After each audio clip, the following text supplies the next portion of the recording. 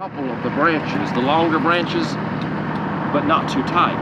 Because if you trim it real tight, it looks like not a natural tree. It's too manufactured looking. You want something to look more natural.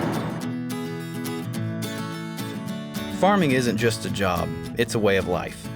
And here on At Home with Massey Ferguson, we're traveling the country, getting to know real farmers and learning a little about how they ended up living their rural lifestyle, what drives them, and how Massey Ferguson farm equipment fits into their lives.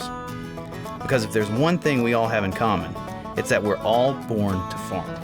I'm Joey Clawson in Boone, North Carolina, and we have a Frasier fir Christmas tree farm. Our main farm is called Clawson's Choose and Cut. And then up at my house on Panoramic View, there's Panoramic View Choose and Cut. If you were picking a Christmas tree for your own home, what are you looking for? First of all is freshness. People are buying their Christmas trees earlier and earlier over the last 30 years. When I was growing up rabbit hunting, we would be looking 4 days before Christmas and cut it down so it'd have a tree that might last. But so now Frasier firs stay greener and last so much longer. People are coming 2 weeks before Thanksgiving getting the trees.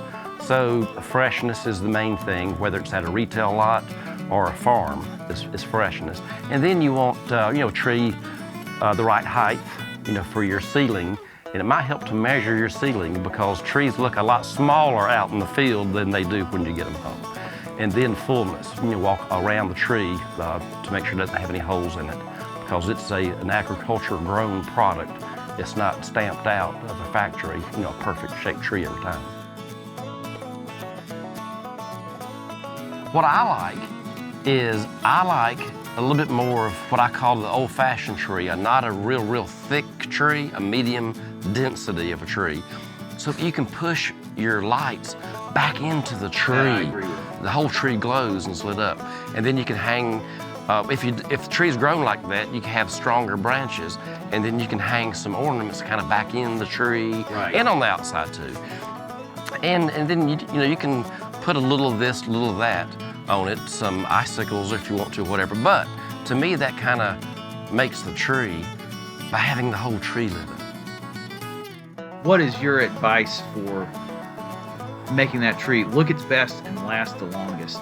The research has shown that cool, fresh tap water, all the other additives really don't do anything to help.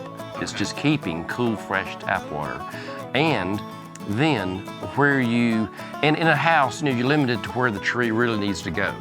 But you have to keep it away from a heat source, like your fireplace or your furnace, obviously, or your heater vent coming underneath the floor. Of course, you want to put it in front of your double window and have the curtains open, but you got to remember, if the sun is shining from that, it's obviously a lot warmer and will dry the tree out a lot faster if you put it in front of the window. Merry Christmas from Massey Ferguson And Clawson's Christmas Tree Farm.